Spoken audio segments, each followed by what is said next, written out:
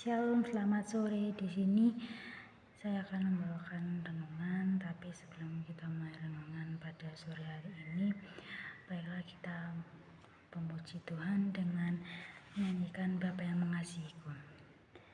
Engkau Bapa yang mengasihiku, tak kau pandang bentuk dan rupaku. Engkau mengasihiku dengan sepenuh hati, takkan sama seperti dunia ini. Engkau Bapa yang mengajariku melewati badai langit biru. Kau yang membuatku terbang bagaikan raja wali, mengatasi segala pencobaan. Kau Bapa-Ku yang baik, mengerti bahasa tetesan air mata, tak kau biarkan ku berjalan sendirian, sebab kau Bapa-Ku yang baik. Kau sungguh baik. Engkau Bapa yang mengajariku melewati badai langit biru. Kau yang membuatku terbang bagaikan raja wali, mengatasi segala pencobaan. Kau Bapa-Ku yang baik, mengerti bahasa tetesan air mata, takkan biarkan ku berjalan sendirian, sebab kau Bapa-Ku yang baik.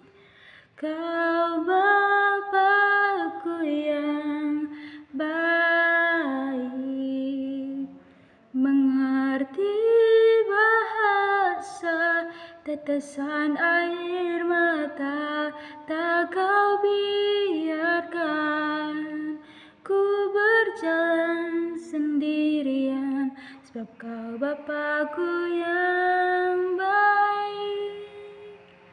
Engkau sungguh baik. Mari kita bersatu dalam doa. Tuhan, kami datang kembali ke hadapan-Mu, mengucap syukur, memuji nama-Mu, dan sebentar lagi kami juga akan mendengarkan sedikit dari renungan firman-Mu Tuhan. Tuhan, kiranya apa yang dapat hamba-Mu sampaikan berguna bagi banyak orang, dan kiranya ini juga dapat kami lakukan dalam keseharian kami. Tuhan, Engkau yang menuntun kami dari awal hingga akhir nanti. Engkau selalu melindungi kami, dan Engkau jauhkanlah kami dari hal-hal yang jahat Tuhan. Tuhan, hamba-Mu akan mulai berbicara, kiranya Engkau selalu menuntun Kasika agar segala yang Kasika sampaikan dapat memuliakan nama-Mu. Di dalam nama Tuhan Yesus Kristus, haleluya, amin. Amin.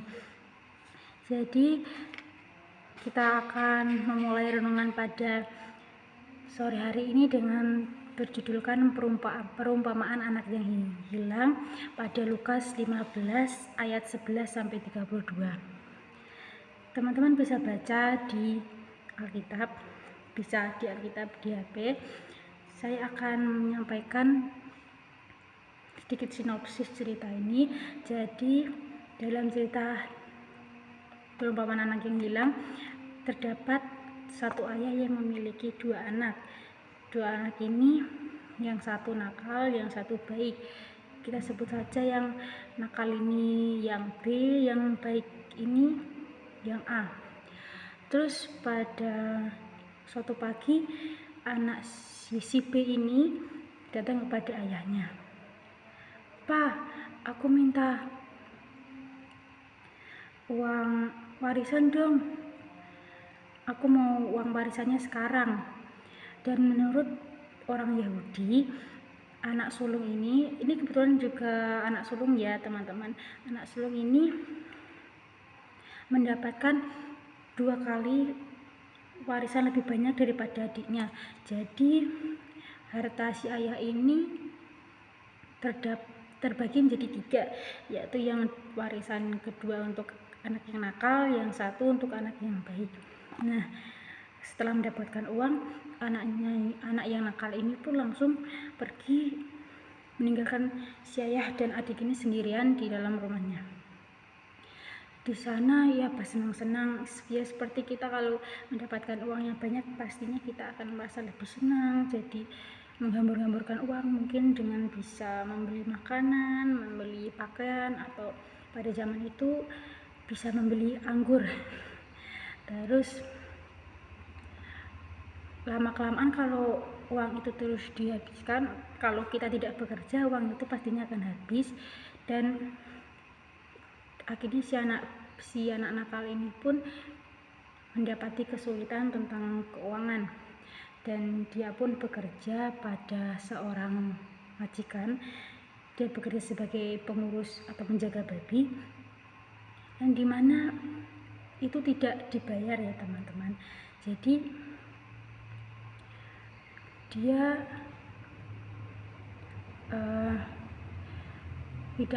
tidak makan apa-apa dari situ, dan dia pun bertanya kepada sang majikan, "Pak, ini makanan babi, lah makanan saya mana?" Dia pun menanyakan hal tersebut.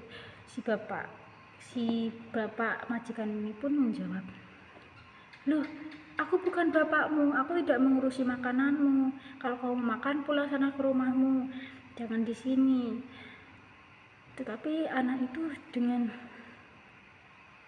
perasaan gelisah, perasaan khawatir karena dia sudah meninggalkan ayahnya, jadi dia tidak mau kembali, tetapi dia masih berpikir, apakah aku makan ampas babi ini saja daripada aku mati kelaparan.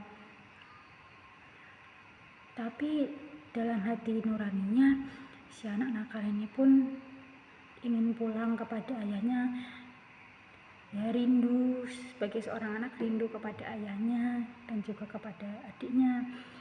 Suatu hari ia pun datang kepada orang tuanya, datang ke rumah ayahnya dengan perasaan, aduh aku nanti bakal diterima tidak ya, apakah ayahku nanti akan marah ketika aku pulang.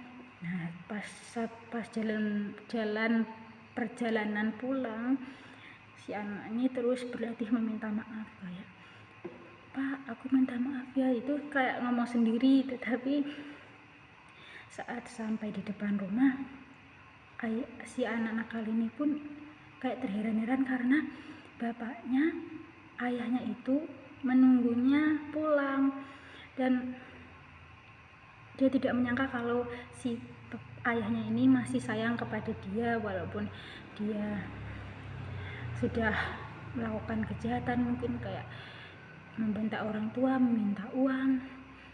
Dan di sini kita berbicara hubungan kita dengan Allah, dengan Tuhan Yesus, di mana Tuhan Yesus masih menyayangi dan mengasihi kita walaupun kita terkadang berbuat dosa, berbuat kejahatan di mata Tuhan. Tuhan masih bisa menoleransi segalanya itu dengan, ya teman-teman tahu kan pengorbanan Tuhan Yesus di kayu salib itu juga untuk menebus dosa kita. Itu karena begitu besar kasih Allah akan kita, sehingga Tuhan Yesus rela disalibkan, dan dia pun tidak mengingat-ingat masa lalu kita, tidak menghakimi kita kayak, kasihkan, kamu kemarin gini loh. Tetapi Tuhan Yesus tidak. Tuhan Yesus masih sekali sayang kepada kita, menyayangi walaupun terkadang kita berbuat dosa, kembali berbuat dosa. Seperti itu, namanya juga manusia, tapi Tuhan mau membuka hatinya untuk kita. Kalau kamu pulang, ayo pulang kepadaku, karena aku mengasihimu seperti si ayahnya tadi. Tuhan Yesus sangat mengasihi, walau terkadang kita menjengkelkan, tetapi Tuhan besar banget hatinya untuk kita. Dan kita juga diajarkan kepada Tuhan untuk saling mengasihi sesama, mengasihi lingkungan, mengasihi Tuhan itu sendiri, dan kita harus melakukannya. Dan ingat, Tuhan pasti akan ada ketika kita butuh, karena Dia sangat-sangat menyayangi dan mengasihi kita. Itu saja renungan pada sore hari ini. Mari kita berdoa. Bapa, terima kasih atas segala yang telah Engkau ingatkan kepada kami pada sore hari ini. Engkau yang mengerti segala isi hati kami, pergumulan kami. Kiranya kami dapat mengasihi Engkau, mengasihi sesama kami, mengasihi lingkungan seperti yang Engkau telah ajarkan kepada kami. Dan terima kasih Engkau mau menjadi rumah kami ketika kami ada masalah. Dan kiranya kami juga tidak datang hanya karena masalah saja, kiranya kami juga bersyukur, dan segala kegiatan yang kami lakukan, kami selalu ingat kepadamu Tuhan. Tuhan, terima kasih atas hari ini. Bapa kami yang ada di surga, dikuduskanlah namamu, datanglah kerajaanmu di bumi seperti di dalam surga. Dan berilah kepada kami makanan kami yang secukupnya, dan ampunilah kesalahan kami seperti kami mengampuni orang yang bersalah kepada kami, dan jauhkanlah kami dari pencobaan, dan hindarkanlah kami dari pencobaan, karena Engkau-lah yang punya kerajaan, kemuliaan, dan kekuasaan Tuhan. Di dalam nama Yesus Kristus, haleluya, amin. Maaf ya Pak Yosef, saya agak sedikit lupa. Dan 12 pengakuan Imam Rasuli. Aku percaya kepada Allah, Bapa yang Maha Kuasa, Khalik langit dan bumi, dan kepada Tuhan Yesus Kristus, anaknya yang tunggal, Tuhan kita, yang dikandung daripada Roh Kudus dan lahir dari anak darah Maria,